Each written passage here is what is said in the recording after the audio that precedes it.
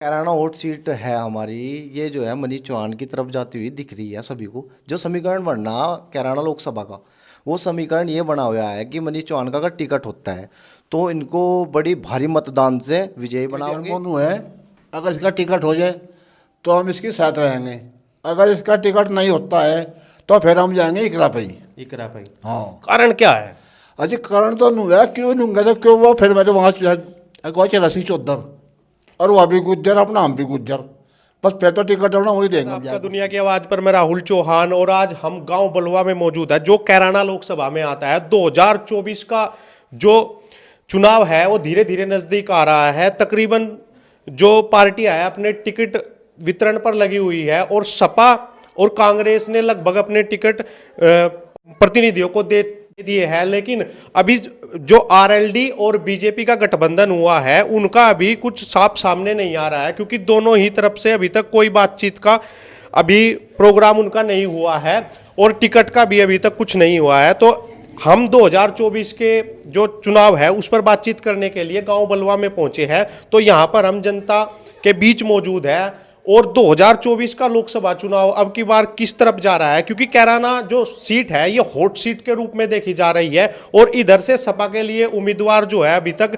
इकरा हसन का नाम सामने आया है, लेकिन बीजेपी और आरएलडी गठबंधन का अभी तक कोई उम्मीदवार यहां पर नियुक्ति नहीं हुई है अभी तक। तो हम जनता के बीच जाकर सवाल जवाब का सिलसिला शुरू करेंगे, और कैराना जो हॉट सीट है ये अब की बार किसकी झोली में जा रही है उस बात का हम खुलासा करेंगे। क्या नाम है जी? आदित्य चौहान। अच्छा जी, चौहान साहब, कैराना लोकसभा अब की बार किस तरफ जा रही है? बीजेपी की तरफ जा रही है। बीजेपी की तरफ जा रही है। होट लगातार इसे होट सीट के रूप में ही देखा गया है। सपा ने अपना कैंडिडेट घोषित कर दिया है इकरा हसन के रूप में, जो कि गुज्जर प्रतिनिधि है और बहुत ही लोकप्रिय नेता के रूप में देखी जा रही है, क्योंकि लगातार जनता के बीच में जा रही है और उनकी सुन रही है। अभी हमने सुबह भी बलवा में ही अपनी बातचीत रखी थी, जनता के बीच पहुंचे थे, तो वहां से लगभग इकरा हसन निकल के। मनीष चौहान को बुलाना चाह रहे सांसद के बाद लोकसभा चुनाव में। तो प्रदीप का अगर टिकट हुआ फिर? उसका तो मुश्किल ही है। प्रदीप तो पीछे जीत के भी गए थे, सांसद बने हैं, और आप कह रहे हो मुश्किल हो रहा है। नहीं, उन्हें तो काम अच्छा नहीं किया ना, तो काम अच्छा करते तो फिर उम्मीद आगे होती भी। उनका कोई काम इतना अच्छा रहा नहीं अपने कार्यकाल में, तो इसलिए मनीष चौहान को सोच रहे अगर ये हुई इनको तो इनको जिताया जाएगा मनीष चौहान को। तो जनता के बीच में प्रतिनिधि आए नहीं? नहीं, मैं नहीं आई, यहाँ नहीं आई। अच्छा, राम राम जी। राम राम जी, राम क्या नाम है जी? नाम है जी बस ये सर। तो क्या लग रहा है अब की बार कैराना हॉट सीट कैंडिडेट इकरा हसन तो आ गई, लेकिन बीजेपी का भी कैंडिडेट नहीं हुआ, तो कैराना हॉट सीट किस तरफ जा रही है? अजी हम दोनों चाह रहे हैं जो हमारा है जो के जी आर मोनू है, अगर इसका टिकट हो जाए तो हम इसके साथ रहेंगे। अगर इसका टिकट नहीं होता है तो फिर हम जाएंगे इकरा पे ही। इकरा भाई, हाँ, कारण क्या है? अजी कारण तो नहीं है, क्यों नहीं तो क्यों वो फिर मेरे वहाँ अगवा रसी चौधर और वह भी गुज्जर, अपना हम भी गुज्जर, बस फिर तो टिकट अपना वही देंगे हम जाके उससे ही। अच्छा, प्रदीप चौधरी का क्या चक्कर है? प्रदीप चौधरी से सब नाराज दिख रहे हैं, क्या कारण है ये? नाराज नू है, यहाँ रसूल पर झगड़ा हुआ था उसके वोट पे, उसके पोलिंग पर झगड़ा हुआ था। आज तक उस पर थोड़ा उन लोगों के नाम नहीं कटवाई गई, तो नाराज नू है। तो क्या चलती नहीं क्या प्रदीप की कहीं? नहीं जी, हमें पता चलती उस पर तो कोपला साइकिल वाला भी छूटता, मोटरसाइकिल वाले की तो बात दूर की बात है ही बहुत। तो गाँव में नहीं आए कभी? नहीं जी, हमें देख के आए होंगे, हमें मिले नहीं, हमें देख के वो गाँव में। तो सीधा ही मतलब अगर मनीष चौहान का हुआ तो हाँ, मनीष तो चौहान फिर की तरफ, उस पर जाएंगे। अगर इकरा हसन का तो लगभग कंफर्म हो गया। हाँ जी, फिर तो जी अपना फिर जाएंगे उस पर इकरा भाई। उसके बाद गुज्जर है और गुज्जर ही मर जाती है, फिर हम जाएंगे गुज्जर पे ही। ये तो जातिवाद वाली बात हो जाएगी। अरे जातिवाद पे इलेक्शन होता है कि नहीं? बिना जातिवाद तो इलेक्शन कभी अपना आज तक अपना होया ही नहीं। बताओ, आप ही बताओ, होया कभी इलेक्शन? फिर वही मुद्दा हो जाएगा भाई, जातिवाद का इलेक्शन चल रहा है। अजी क्या करें, मजबूरी होता वो तो जी मैच रसी चौधर है वह, उस पर तो हमें जाना पड़ेगा। अच्छा, एक बात हो रहा है, आरएलडी और बीजेपी का गठबंधन हो गया। बाई चांस उम्मीदवार अगर आरएलडी से होके आ गया इधर, अभी क्योंकि कंफर्म नहीं हुआ है सीट किसके अंडर जाएगी, बीजेपी या आरएलडी के। अगर आरएलडी का कोई यहाँ पर आता है गठबंधन से, तो फिर आरएलडी को जाएगा या फिर भी इकरा हसन को ही जाएगा? नहीं जी, फिर भी हम उस पर जाएंगे, इकरा हसन। इकरा पे ही जाएंगे। अगर हमारा मोनू का नहीं पता, अगर नहीं टिकट मिलता है तो फिर भी हम उस पर जाएंगे।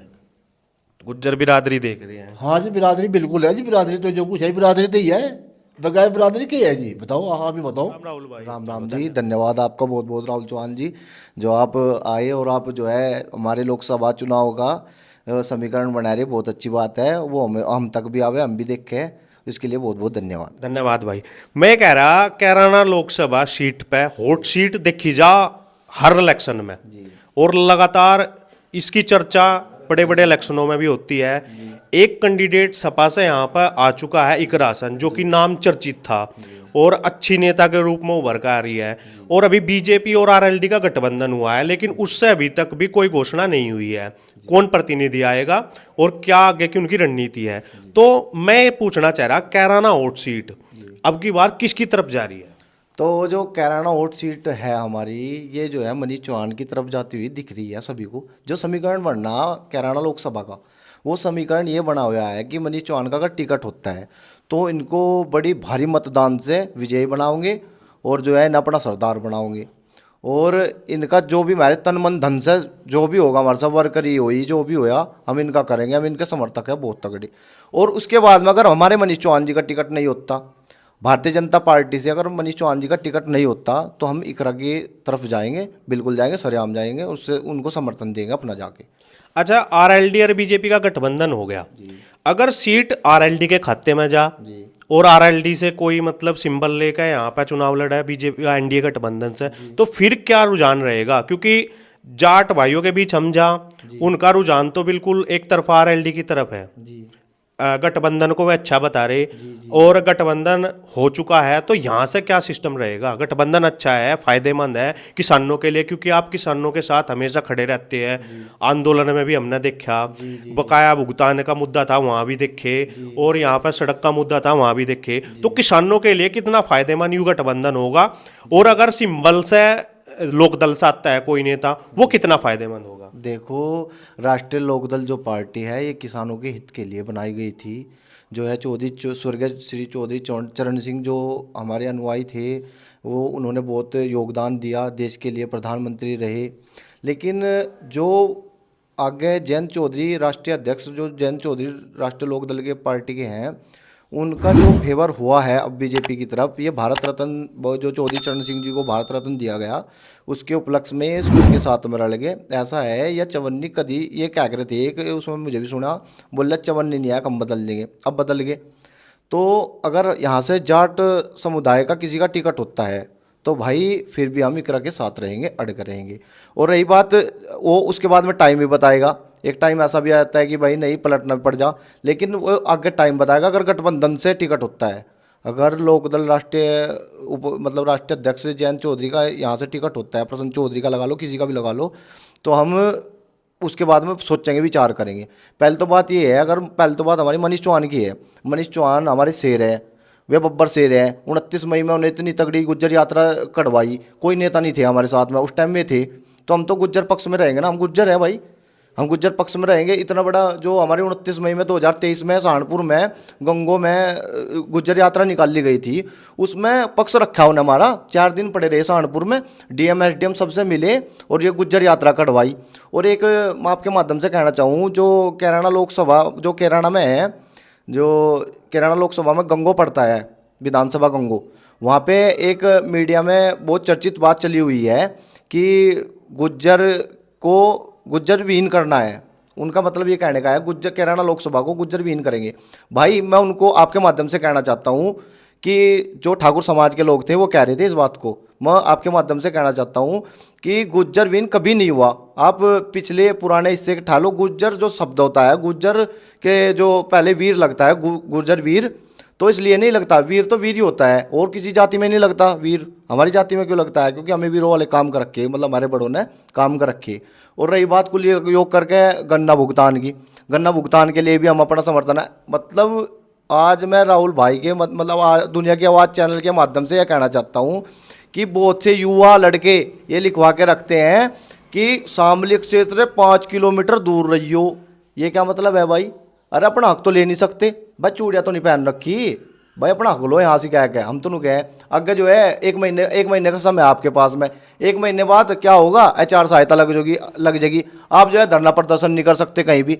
तो जो है अपना हक भी ले लो। मैं तो ये कहना चाह रहा कि आप हमारे साथ लगो, जितनी मिल कमेटी है, संघर्ष समिति है, उसके साथ रहो और इसको आगे बेड़ा पार कर लो, अन्यथा ये मिल मालिक भी भाग गए यहाँ से। इसमें गन्ने की जो है सबसे बड़ी समस्या है। अब एक मेरा ही छोटा सा किसान हूँ मैं, 15-20 बीघे का, मेरा ही 1,80,000 रुपये का भुगतान रुका हुआ है, तो मुझे बहन की शादी करनी है, ऐसे कैसे होगा। ये जो है शरारत जो मिल वाली कर रहा, ये बिल्कुल नहीं चलने की उसकी। हम पैसा लेकर रहेंगे या उसमें कोई भी बाधा आए हम उसको हटाएंगे। जब MSP के लिए किसान दिल्ली जा सकता है, क्या आप अब शामली का क्षेत्र शामली में नहीं आ सकते? आपने चूड़ियाँ पहन रखी क्या? आप जो है सभी किसान यहाँ पे एकत्रित हो एक दिन और जो है धरना रखेंगे। जो समय जो भी होगा, जो डेट भी होगी, उसमें भी हम बोल देंगे, लेकिन सभी अपना भुगतान ले आके। हमारा कहने का ही मतलब है, शामली क्षेत्र बहुत नामी क्षेत्र है और ये सबसे पिछड़ी वर्ग में जाने लग रहा।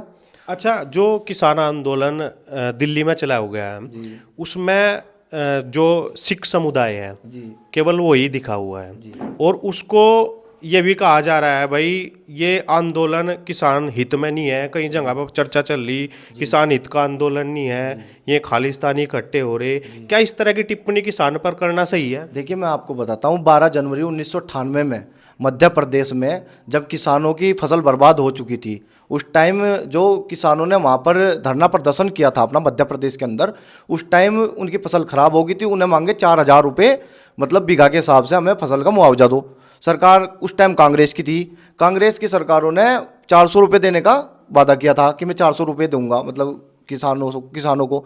तो किसानों को 400 रुपये उन्हें उल्टे वापस कर दिए जो किसान थे। तो वहाँ पे कांग्रेसियों ने गोली चलवाई थी, पुलिस ने गोली चलाई थी। वहाँ पे 26 किसान शहीद हुए थे मध्य प्रदेश के अंदर। और आज फिर वे कांग्रेसी दिल्ली जा गए हुए हैं, जो कांग्रेसी है ना वो दिल्ली गए हुए हैं। जो किसान बैठा हुआ आज अभी अपने घर बैठा हुआ है, अरे अपना हक तो ले नहीं सकता है, MSP ले लेंगे यहाँ पे पश्चिमी उत्तर प्रदेश में। नहीं, ये नहीं है, ये कांग्रेसी है, जितने भी हैं ये सभी कांग्रेसी गए हुए हैं। आप 1998 12 जनवरी को याद क्यों नहीं करते? जब उस टाइम 26 शहीद हुए थे हमारे किसान, उस टाइम वो बात क्यों नहीं याद करते कि ये कांग्रेसों ने करवाए थे। और आज फिर कांग्रेस सब बैठा, जितना भी वो MSP के ऊपर चल रहा, कानून चल रहा है, सब कांग्रेसी है। इनको मैं कांग्रेसी घोषित करता हूँ। तो सब अगर बात करते हैं कैराना लोकसभा की, तो यहाँ से अगर मनीष चौहान का टिकट होता है तो एक तरफा मनीष चौहान की तरफ जाएगा बलवा गांव।